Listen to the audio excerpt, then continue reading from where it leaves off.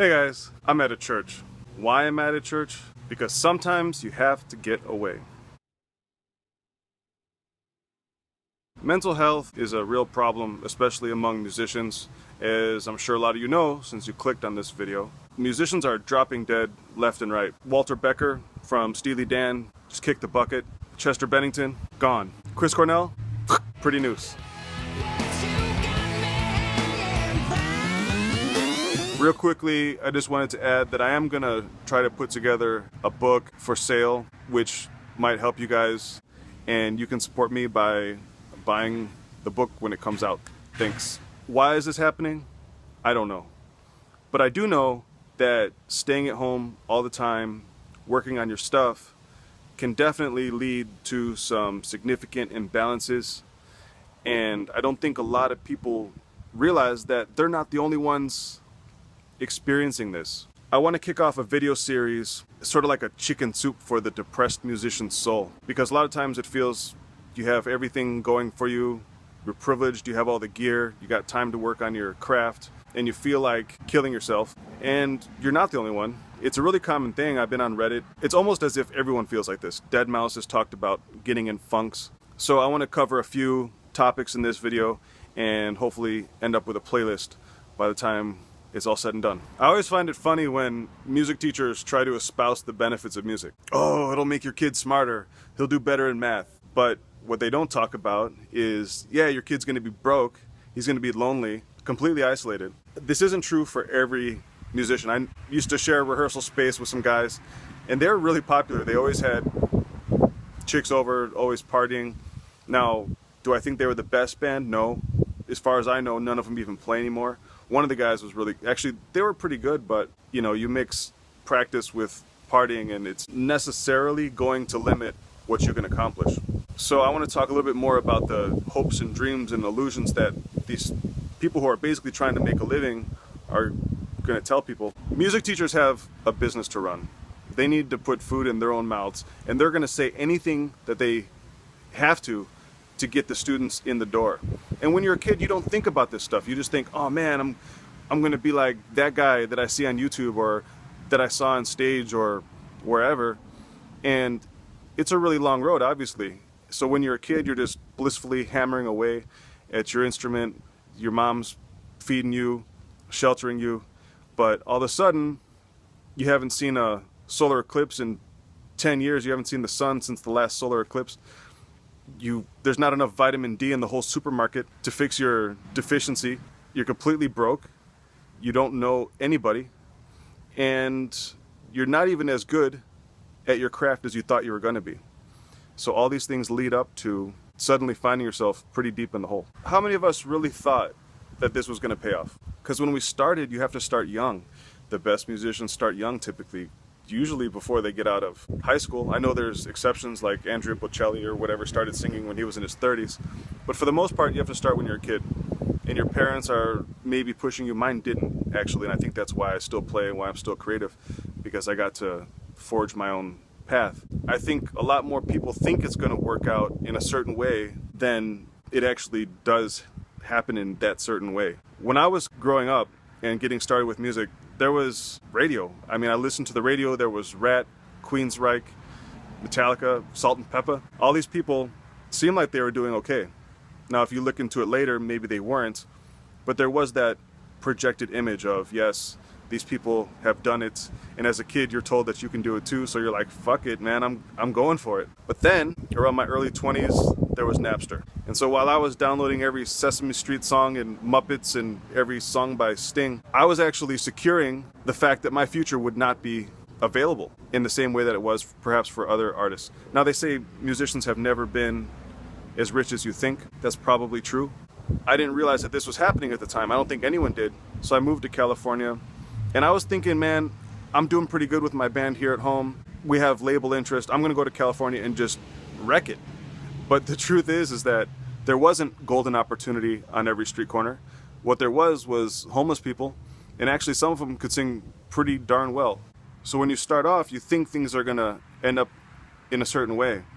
And with something like music, where the timetable is generally so long, I know a lot of guys now with EDM, they can just do something with a laptop because there's not the same kind of skill development. These guys don't need to develop their own samples. They don't need to develop the muscle memory to actually perform things. I'm not saying electronic music isn't good, of course. I make it myself, but when you go 10, 15, some people say 25 years for a musician. So if you start when you're 7, like I did, all of a sudden you're 32 and you're pretty much pot committed. There's a lot of people who say that you should spend your 20s figuring out what it is that you want to do.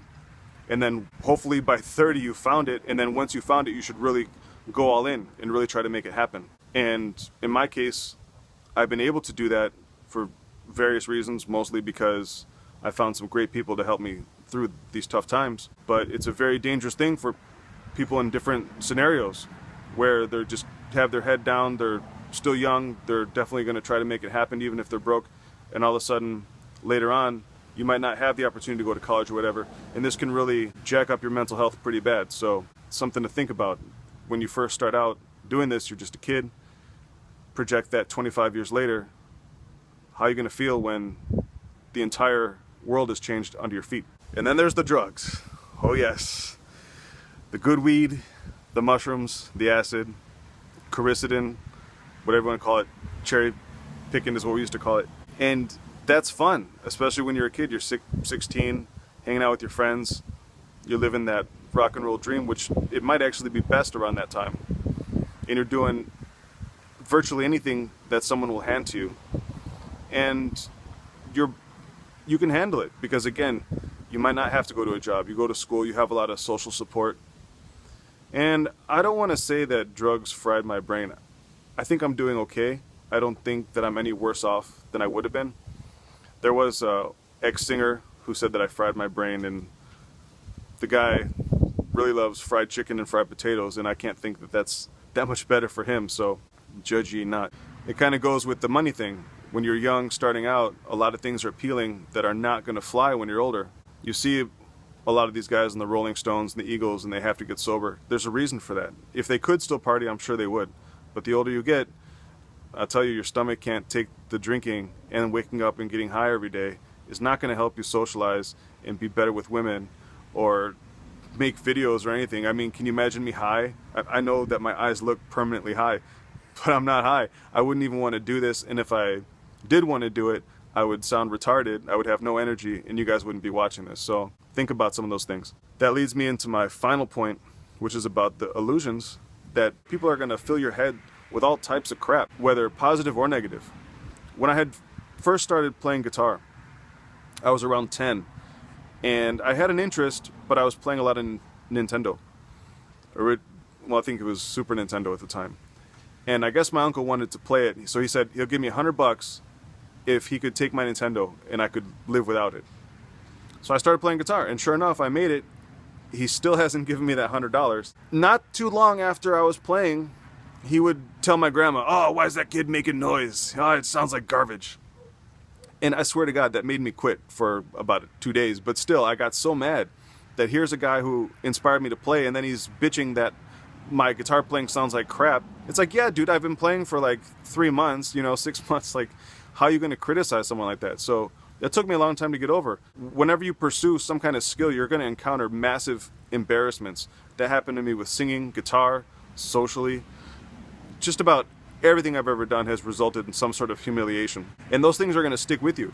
When it goes down to your bones like that, that's what actually makes you really improve. But yeah, these ideas of what you should be doing, how you should be doing it, maybe where you should be at by now at this point in your life, these things are going to contribute to those depressive moments. And comparing yourself even to your past self, to other people, what you actually would prefer is not going to help you. And it's going to make you feel like, even though you have a lot of things going for you, that you have nothing going for you. And it's just really important to be aware of these things. So that pretty much wraps up my points. I just wanted to kick off, again, a playlist. This would be the first video on a playlist, just to be there to help support people, musicians specifically, who are going through these times. We have to spend a lot of time alone practicing. More than likely, we don't have a writing partner or a band, especially in this day and age. I looked for a band for a long time after I started to get my stuff together, and no one would play with me. So you might be surprised that my first EP I did entirely myself. It took forever. You're not the only person going through these things. Musicians We're very sensitive people. It's, some people will say, the highest art. And you have to be in touch with your emotions to create things. And if you're not feeling good, you're not going to want to make anything. So look around, check out these musicians who have died of drug overdoses. You know, the 27 Club. It's because they just put all their eggs in one basket, and they obviously didn't have the self-esteem to realize that their life is more important than whatever song it is they're working on. They didn't want to take that break, or they felt that they couldn't, whatever. If you want to make it, chill out, meditate or something, and I'll see you in the next video. And here's a little bonus tip. If you guys get a chance, try to come out in the rain.